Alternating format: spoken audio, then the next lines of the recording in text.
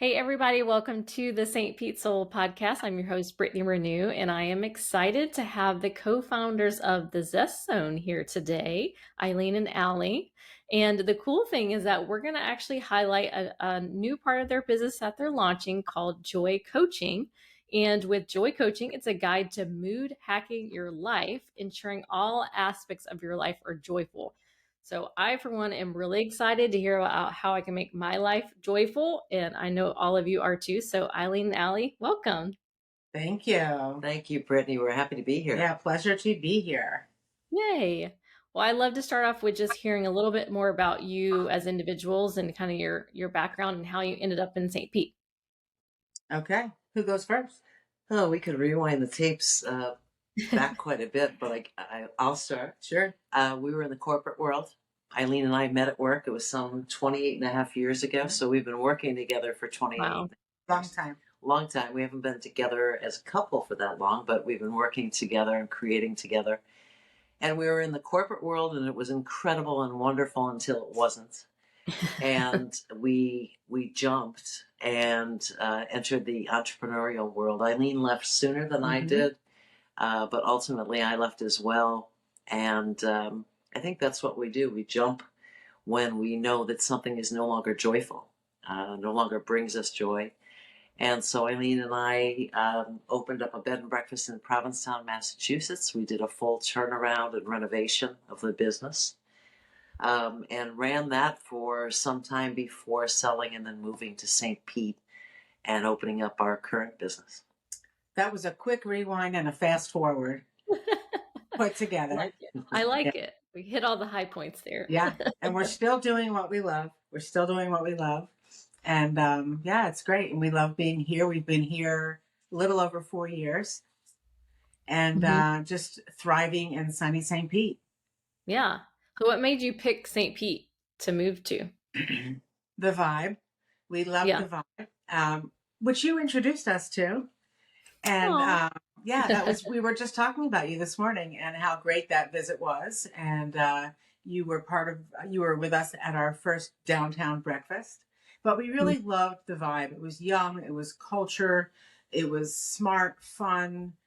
We liked the indie feel of downtown. We loved the houses, we loved the trees, we loved the farmers market. It really just, it hit the buttons for age, for diversity, for fun, culture, everything. Yeah, everything. We sound like the Chamber of Commerce when we talk with our friends from the north. They're like, "You moved to Florida." We think we did. We moved to St. Pete, and it's amazing. Yeah. Yeah. No, I mean, it's very similar things that I hear from so many people. Absolutely. Yeah. Yeah. I like to think that's my other hat. I'm a recruiter. Bring all of our friends down. Yeah. I mean, that's why I have this podcast. It's because we love St. Pete, so we're going to celebrate it. Yeah. It really is a special city.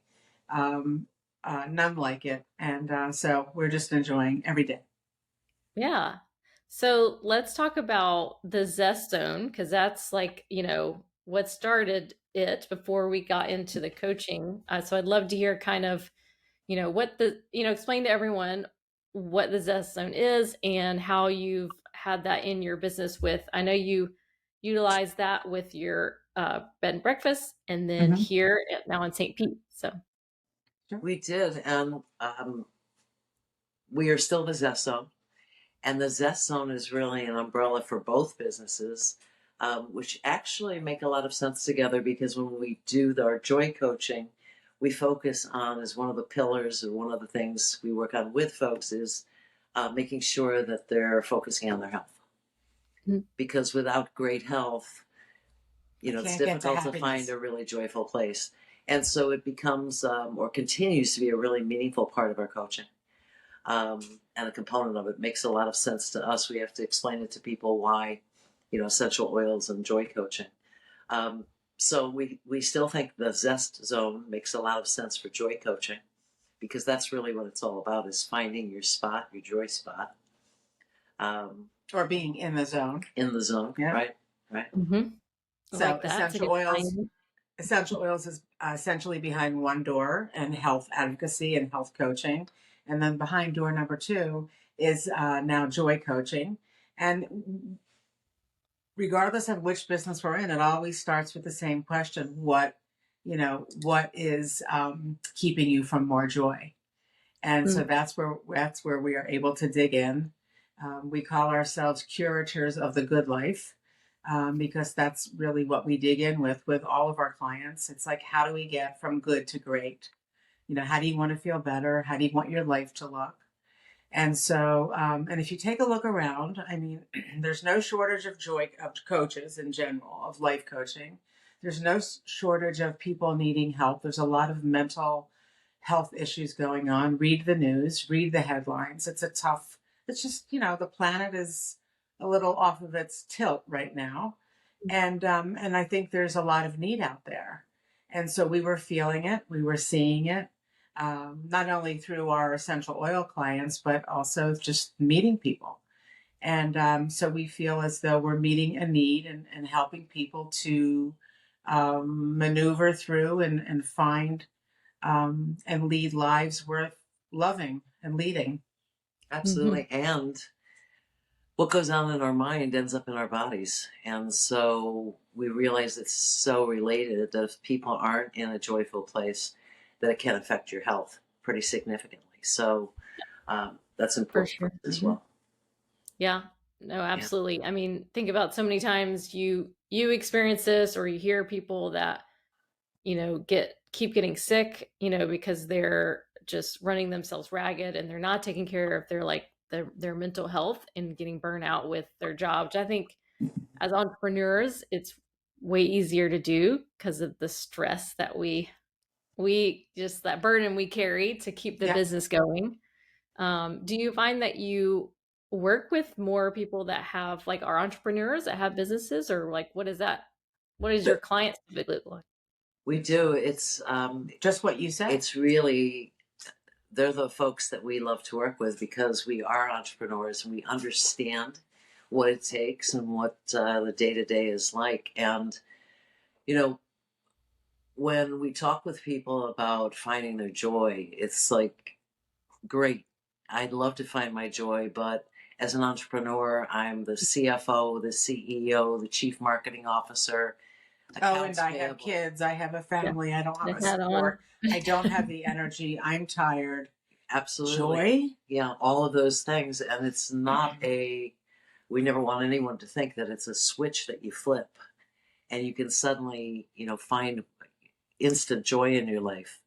But there are strategies, real strategies, in order to be able to move in that direction to make it a permanent part of your life and thought process, because a lot of it is perspective. And perhaps illusion about time, that I don't have time for myself. I don't have time for my health. I don't have time for all of the things that I have, I value and want to, even my family, spend enough time with my family. So yes, we picked as our primary target women entrepreneurs who are stressed out, burnt out, overwhelmed, maybe underwhelmed, stopped, confused, just they can't figure it out. And that is who we love to assist. We have been those women. We have been in places where we have been mentally exhausted, falling apart physically over the years. And I think it's important to have walked in those shoes and to have recovered, if you will, in order to really listen and really hear and really understand. And so that's our favorite person to work with. And we also love working with dual career couples because, we hear time and time again about couples who, sit down to dinner. They can't get off their phones. They're not having conversations. These are people who either are in the same industry or not. And so we love to, given that we've worked together for decades, and we share a dinner table, there are, it does take work sometimes. We over time realized that we were spending way too much time talking about work. I'd wake up and I'd be like, okay, I got an idea. And it's fun. Let's jump in. And it's always exciting. Fun. We enjoy it, but we have to remember there's other aspects of our lives that are important. That's a really good point. Yeah, I think it is way too easy just to talk about work all the time.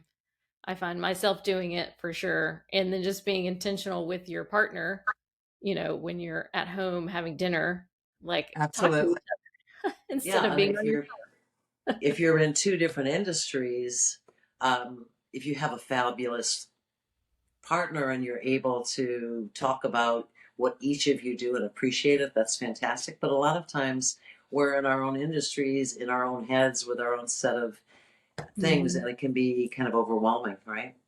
Yeah, Yes, for and sure. it has been. So we literally about twice a year, um, maybe we should do it seasonally, but at least twice a year, we stop and we really go through what we call the blueprint process, and which is what we do for our clients as well. And we go through 2.5 days of just mapping out what is important to us. Like going Mhm. back to our why, going back to who we are, and not not what we do, but who are we. Not our status and our Facebook status and our political or our financial status or our St. Pete girl boss status. It's like, who are we really inside, because how you are on the inside shows up on the outside.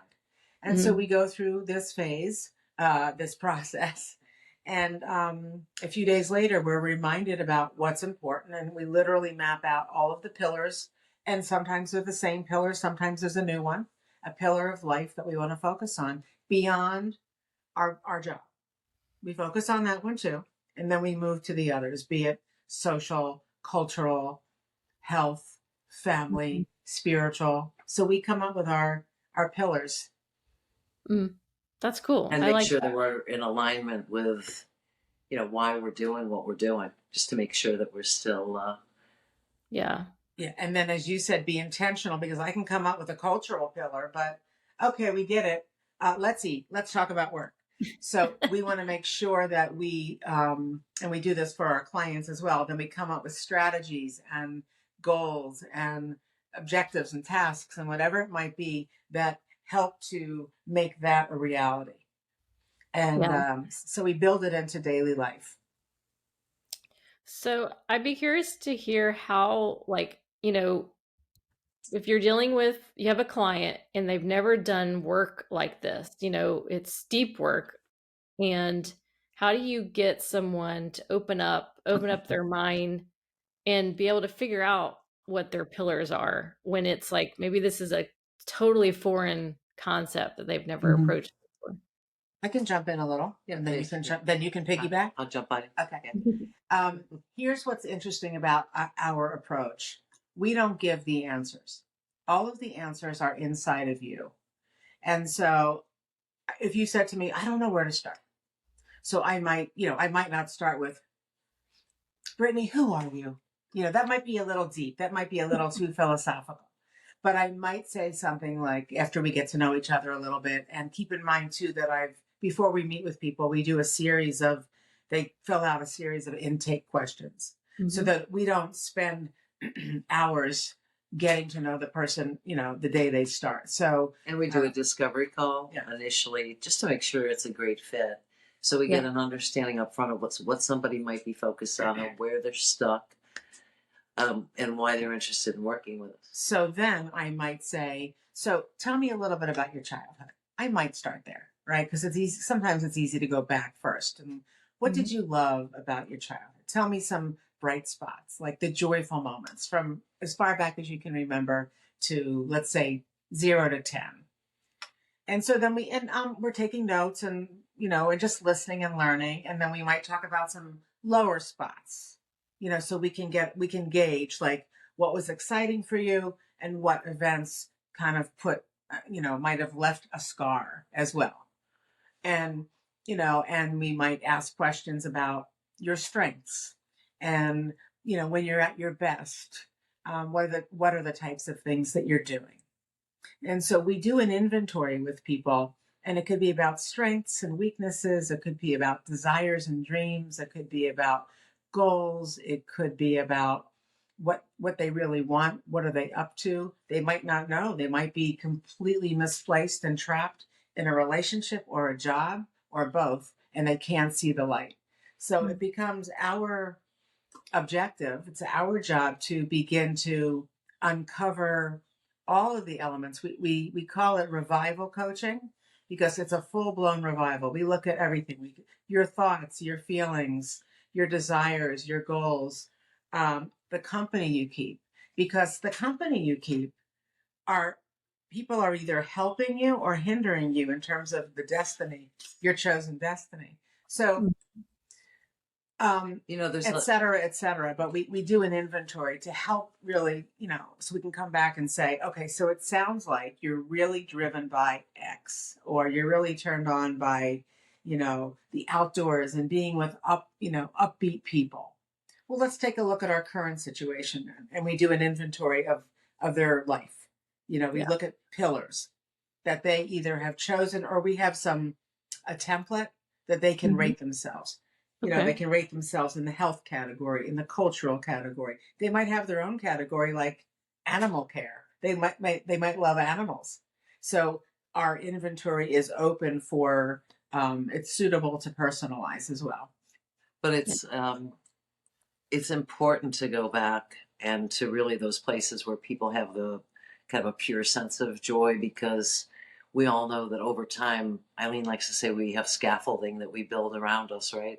Because we get into the world, and there's jobs and marriage and relationships and kids and promotions and cars and bills, pandemics, and all of the things that that life brings, and we get away from what brings us pure happiness and joy, and somehow think and begin to judge ourselves, thinking, well, we have to do everything for everybody else.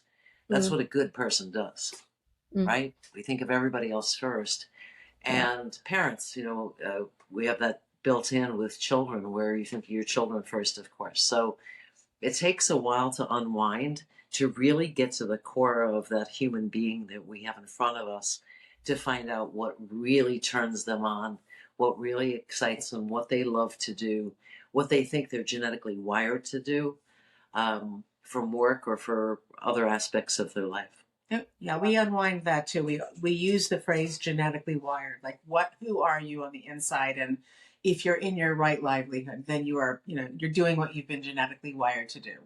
And you get to, we don't determine that for you. You get to tell us about that. I was telling somebody this morning that one of my favorite stories is a woman I worked with who was a bank teller, who thought that, that's what she liked. She liked working with people, and she had her suits and she worked at the desk, and then it turned out she was really dying to be a florist, because she really wanted to work with her hands, and she wanted to work with the earth, and she wanted to work with natural plants and flowers, and she ended up becoming a florist, and then was really in her right livelihood. So it wasn't about growing financial accounts, it was about growing flowers. And so, but it took some twisting and turning, but she was finally freed up when she realized that she wasn't in her right livelihood. Yeah, and there's so many benefits to doing that work, and it is deep work, but there's so many benefits to it, because during times when business might not be going the way that you hoped it would, particularly when you're starting up, or starting over, or reinventing the business, or pivoting the business based on financial needs or whatever, when things start to go astray, if you're operating from a place of pure passion, like you really love this and you know why you love it, it's so much easier than if you're doing something that's just not, that you're loving. Yeah, you weather the storm because you know what your why is, Exactly. that North Star that guides you no matter what's going on. Yeah, exactly. Versus, pretty simple. And it's unfortunate that, there are so many of us who, we need to pay bills. We have mortgages to pay. We have kids to raise. We have college loans to pay off or to save for. And so I think we feel, many women, probably men too, but I don't think you hear it as much, feel trapped. I've got to stay. I've got to get that 401k. When we bought the inn, we left corporate jobs. I left much earlier, but we said goodbye to everything: our community, our family, our friends. We left. We moved miles away. We got our health care. it was an illusion. We feel that we were like trapped into staying because of the 401k. Yeah. We saved more money and made money by making the move. We wanted to make sure that we would replace a salary, but all of those trappings weren't really trappings. Mm. Well, that just ties into why you do the exercise of finding out what's important, because if you don't know what's important, then you can't make a decision like that and find that joy that you're trying to find on the other side. And I'd be curious to hear, like, people that are listening, some may say, gosh, we're using the word joy. How is that different? Like, what does that mean? How is that different than being happy? Like, I would be curious to hear, like, what's kind of what's your thought around what joy really means, and how can we find it in, we live in a world that there's a lot of crazy stuff going on. So Yeah. No, there is. And there's no shortage of crazy stuff.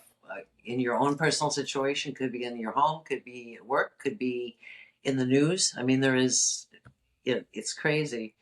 And I guess I think it's a great question, but when you have a sense of joy, there's a hand in hand, there's a sense of gratitude. I believe in appreciation for not only what your vision is for the future, but what you have right now. And being able to look and appreciate and not operate from a sense of lack in what I don't have, but have a sense of abundance for what I do have. Even though I want more. I want more. Everybody, I think a lot of people want more. But staying in that really appreciative state, being able to bring yourself there on cue, because even not daily, but often, something will come up and I can go down a little rabbit hole. Now my rabbit hole is shallower than it used to be, but I can do that. I'm human. We both do, and fortunately, we have each other to bring each other out of that, And some oils. and some essential oils that Yes. help in the process. Always within reach. That's right. Yes. But that's why I appreciate the coaching side of things, because if you don't have a trusted partner who's skilled in being able to help you come out of that, it's good to have a coach. It's good to have someone who's invested in your your joy and in your growth and happiness along with you. Yeah. But I think a sense of gratitude. I think a sense of peace. I think an element of fun, an element of engagement. So I think these are all qualities that create a happier life. I think that it's a little bit nomenclature: happy, joy.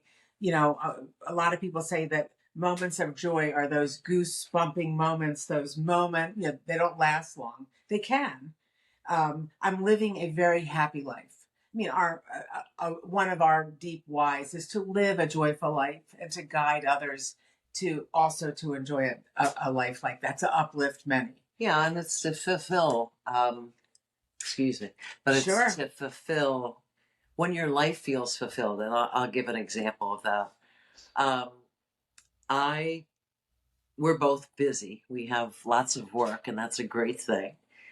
And I found myself resentful at times, not with her, but with life, because I have other things I want to do. I wanted to play golf. I wanted to read more. I wanted to go to plays more. And we're in a wonderful city and community. I wanted to do more, but I felt like I couldn't because I had so much on my plate. I have so many goals, and we have such a grand vision that I couldn't get off the train tracks long enough to simply sit down and read a chapter. So that was the illusion for me, that if I took my eyes off the business, something was going to somehow fall apart. And it's like fixing the plane and flying at the same time. You can do both. And when you actually do the thing that makes you happy, that's important to you, whether it's playing golf or baking or going out for lunch with a friend or having time to pick up the phone and catch up with somebody you haven't talked with for a while, getting a canvas out and some paints, whatever it is that you're really like, you get excited about, the reality of doing it, it doesn't take that much time. And so that's the illusion. And so for me, having a sense of joy is when I feel like all the parts of me are getting lit up. Mm. Not just the work part. Hitting the goals for work, exciting. I'm a goal focused person and a planner. I love that. But when I can feel like, okay, I'm reading, I'm walking in the evenings, I know you'd like me to walk more, but I'm doing things that are good for me, I'm taking care of myself, that's when I feel. She's playing a lot of golf. I am. And she's playing golf because we sat through and did that exercise, and she was emotional about golfing, fishing, reading, things that are, it's like who she is. That's who she is. I don't have to do them with her. I don't golf. I do read and I love to fish. But they define her. And so when you get back to how, if you can get back to what defines you, I think that it's lit up your entire life. It's lit up her entire life. So those moments of joy create a happier life.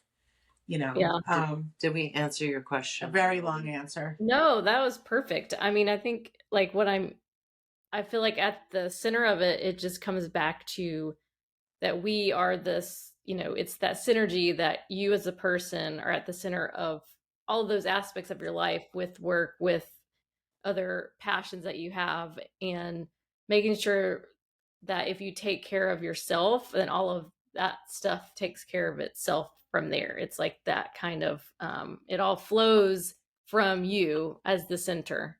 So making sure that yeah, absolutely. It's that sense of dropping. I think of it actually in a physical sense, that feeling of dropping your shoulders, feeling a sense of peace, like all is better in the world, or well in the world. You can do hard things. You can be busy. You can do a good busy, not a not a busy that makes you unwell, but you can do hard things and still be in the zone. There's a wonderful book, and a wonderful author, Kristen Butler. She has a new book out called The Comfort Zone. And I loved the book. I have 2 copies of it. One was gifted to me. And it's a fabulous book on really thriving inside of the comfort zone. And the comfort zone doesn't mean okay, I'm not going to do anything zone. It is going from that survival zone where the hustle culture that's really popular right now. It's been popular. It's on the rise. Yeah. It's all over. Look at Instagram. It's exhausting. Mm-hmm. And I think it's affecting a lot of people. A lot of women are comparing themselves. They feel like frauds. They're looking at Instagram and trying to, keep up, be up with the Joneses. And that's a reference to her family. And so it's a beautiful book, and I resonated with it because our ideals and our principles that we espouse are found in her book. And it is about really just doing what you are suited to do, doing what you were intended to do, doing what feels good, finding a sense of enjoyment with your work. You can still make good money. It's not about how much you make. It's about your heart and how much you put into, and your soul into the work that you're doing, or into the life that you're living. It doesn't have to be work. Yeah. Yeah. Oh, I love that. Well, thanks for the book recommendation. Yeah. Have to check that out. Fabulous. It's a good one. It's a fabulous. I actually wrote Kristen and said, okay, when you're ready, let's do a workshop together. Yeah. She's got over 50 million followers. So, and her mission is to uplift the planet with the power of positivity. And so it fits in with us. So I really resonated with her book, and she's got, just take a look. You'll find her. She's lovely. Yeah, I definitely will. I love that. Yeah. I mean, I think that's what's so cool about what y'all are doing with this coaching, is you're helping people tap into the truest version of themselves, which enables them to find the joy that you're talking about. And then once you find that, then it becomes an anchor. And as you go through life and the storms come and all of that, it's like that point you can just keep going back to. And I think that's how you can maintain the joyful life is having that anchor to go back to. Absolutely. Absolutely. And, I will add that there's a lot of rubber banding, as I call it. And because we have been so wired for so long, all of us, on what we're supposed to do and get on that track, and we haven't stopped to think about who we are and why we do what we do and assess our life and look at it, that it's super easy to rubber band back into how it's been. We're comfortable, even if it's uncomfortable. Neurologically, we're comfortable. We're wired for that discomfort, and it's almost like we seek it out. Well, we're addicted to those thoughts. Right. And so it takes some time, but when you have the skills and you learn the strategies to be able to turn yourself around, then it's helpful. Yeah. Is there any like practical strategies, like I would just say little tips or tricks you would share with anyone listening of how they could, work on this aspect of having more joy in their lives? Can I share one? Please. So I'll go right to one of my deepest, most troublesome periods of time in my life. I won't share all the details with you, but I found that gratitude really was the thing that was a reset me. Yeah. And it was pretty quick. And it was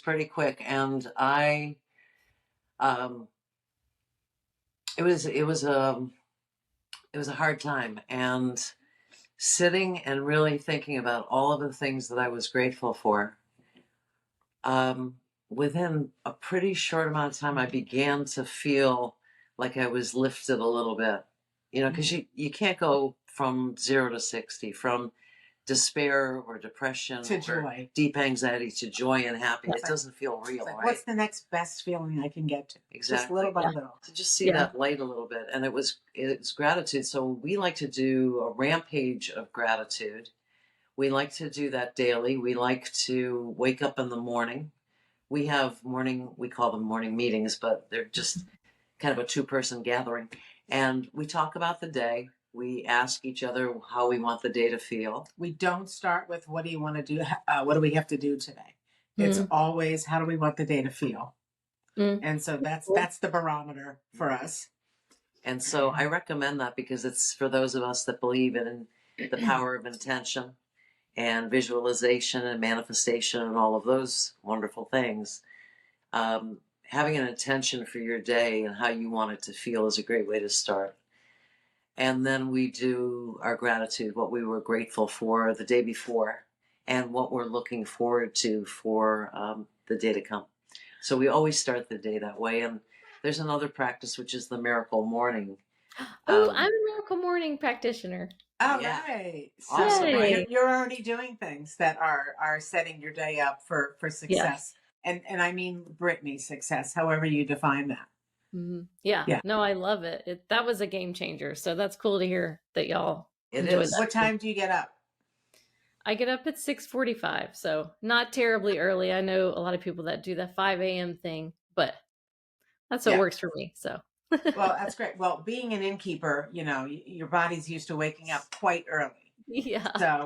So that's kind of a default now. I mean, sometimes I wake up later, but I almost always don't need an alarm because my body gets up pretty early. Yeah. And so the key for me, because I rubber band too. I mean, this is humanity, right? So I would like to get up. I shouldn't pick up my phone, but sometimes I do. It's like leave the phone down. But I use my phone to meditate too. So don't look at the news, which I don't. But get on the phone, get my earplugs in, meditate, and I like to do that before we're together with a cup of coffee and talking about our day and what we're looking forward to. I don't journal. I wanna get into some journaling because a lot of people are doing it, and it is a strategy that we offer and we tell people, to employ. But I'm into scripting. So I verbally script my future, but I want to script. There's something happens in the brain when you write out your future. and not even type it, but write it out. So I want to get into more scripting and meditating, moving your body. Mm-hmm. So that's a good one.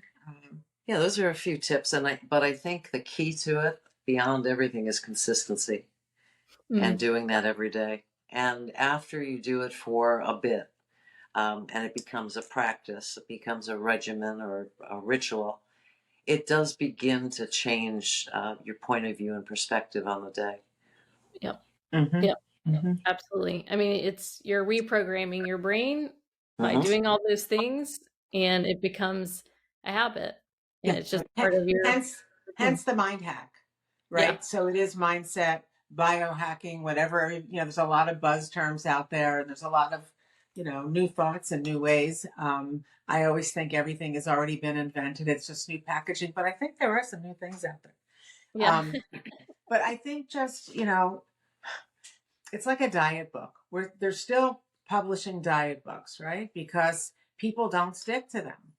So if you're going to take on a happier, more joyful, more curated life, pick 2 or 3 things that you want to do to change and stick to them. So I think being very mindful and thoughtful. You're familiar with the concept of habit stacking? Mm-hmm. Yeah. So you pick one thing, and then instead of introducing 10 new things to do in the morning before you have your cup of coffee, do one thing and then add something on top of that. Yeah. And so that you can grow into it, because it's it's a big jolt to your system to add 10 things, and then it's not sustainable. People don't keep up with it. So but my number one pick to answer your question would be to focus on the things that you're grateful for that you have in your life. Absolutely. Definitely agree with that. Yeah.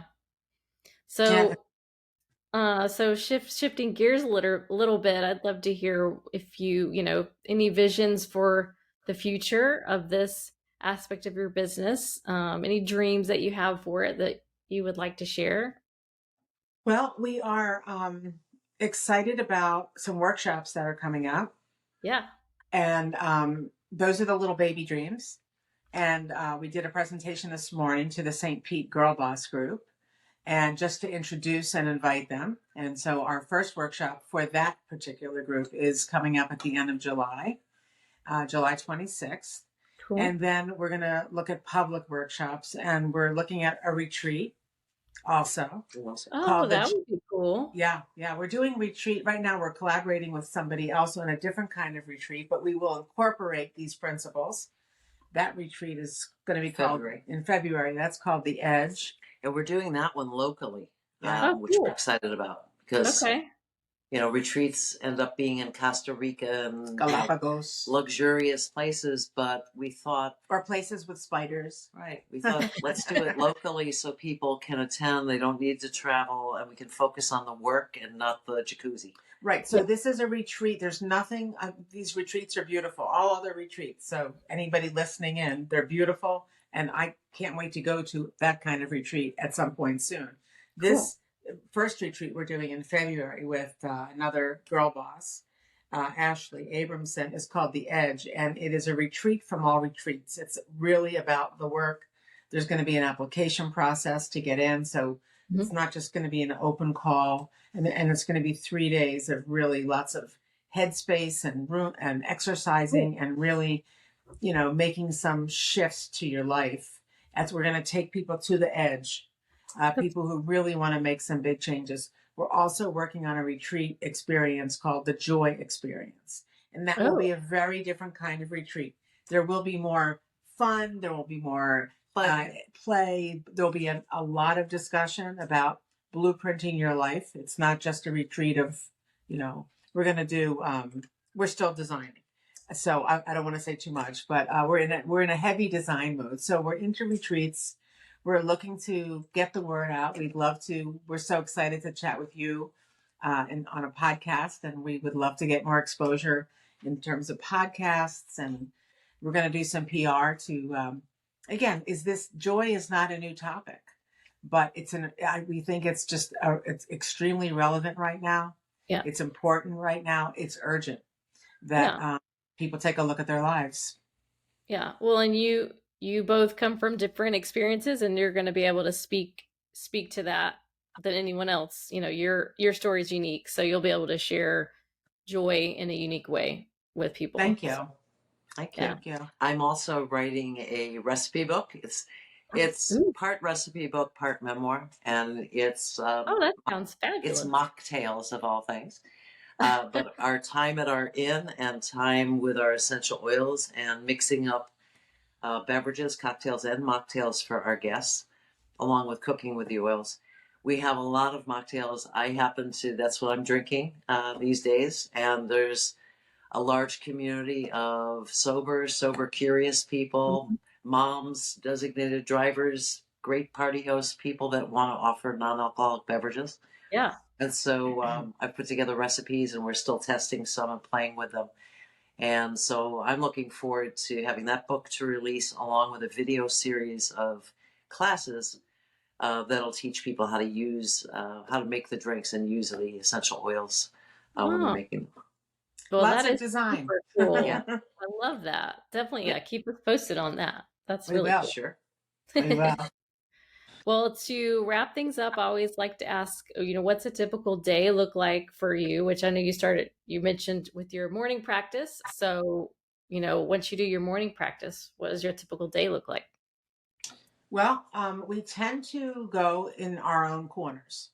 So, if weather permitting, right now it's a little hot, but Allie loves to work outside in what we call the playhouse. We inherited a beautiful screened-in, detached porch in the middle of our jungle outside. So she gets to look at a banyan tree while she works, and it Nice. sounds like we are in a bird sanctuary. And you've been working on your book, and I tend to hang out here at our kitchen table.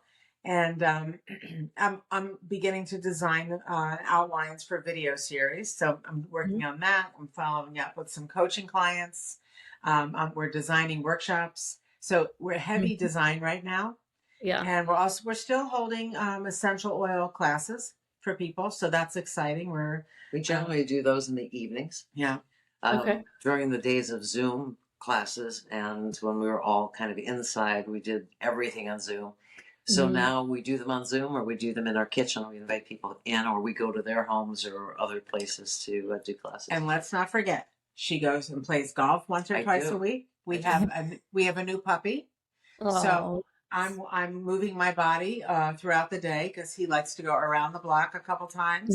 So we visit all the peacocks in the neighborhood. And we have wonderful friends and a really rich social life. So I jump into work right away because that's my rubber band, but we really try and, hit all the pillars. But the social one's always hard to, you can't so we kind of go our separate directions. We do our separate work. And then in the afternoon, back when we had a pool, which we do not have now, we used to jump in the pool at 2:00, and now we meet and we have tea. Oh, nice. Yeah, we have a Buddha room. We have a Buddha room, and in our Buddha, because it has a lot of Buddhas in it, and that's what we name our rooms. And so we do 4:00 tea ceremony if we're both around, and we have tea and not talk about work, and try different tea. We're loose tea lovers, and sometimes with oil, sometimes not, and that's the start of our evening. And we have I think we've worked hard and well to define our schedule. We were very guilty of the inn was 24/7, and we brought that same way of working to Florida with us when we were doing our newer businesses. But now we protect our weekends. And so we protect our weekends. We have customers, so we're always available, but we protect our weekends and our evenings as much as we can. Yeah, that's smart. Yes. Definitely. Well, I love hearing both of your passion, and I mean, it's evident, and I think it is a needed conversation around joy.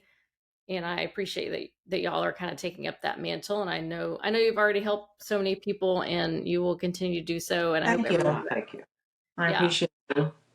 Hopefully people listening, will, number one, consider coaching, because I think that's wonderful. But even just to take the things that we're talking about and try to make some changes in their lives, that would be the best. So Thank you so much. We appreciate you.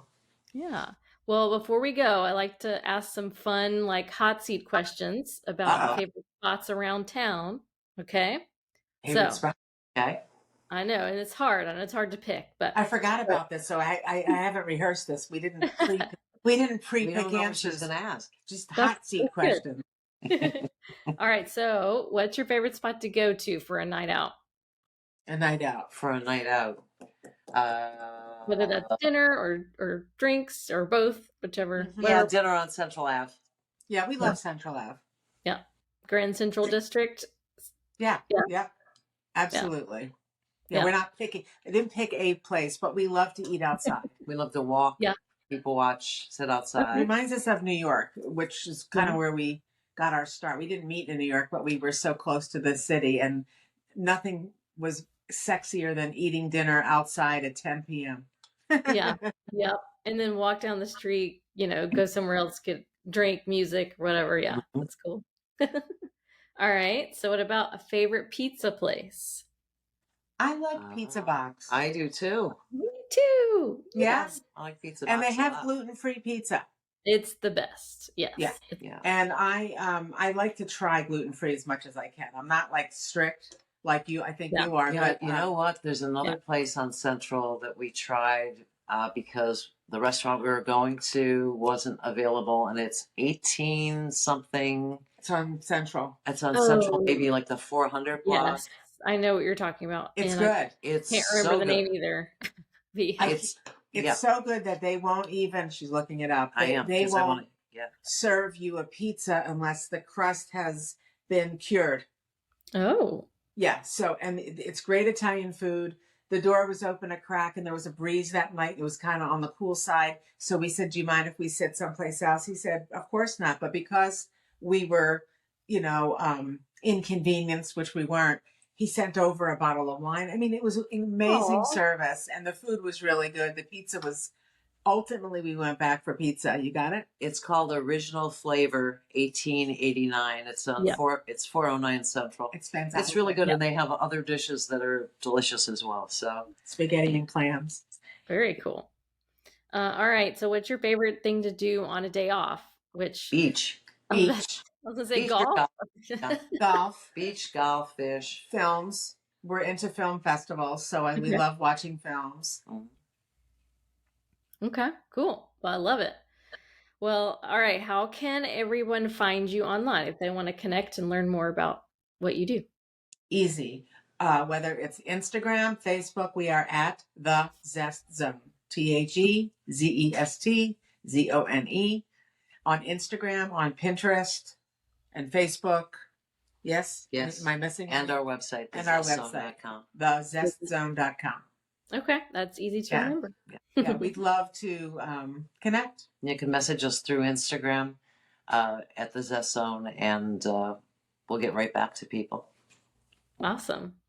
Well, thank you so much again for taking the time to share your passion on this topic, and hopefully everyone's learned the importance of having joy in your lives, and we'll reach out to you for coaching and all that fun stuff. Thank you. Oh, thank you. Our pleasure. All right. Thanks, guys, for listening. We'll catch you next time. Bye. Bye.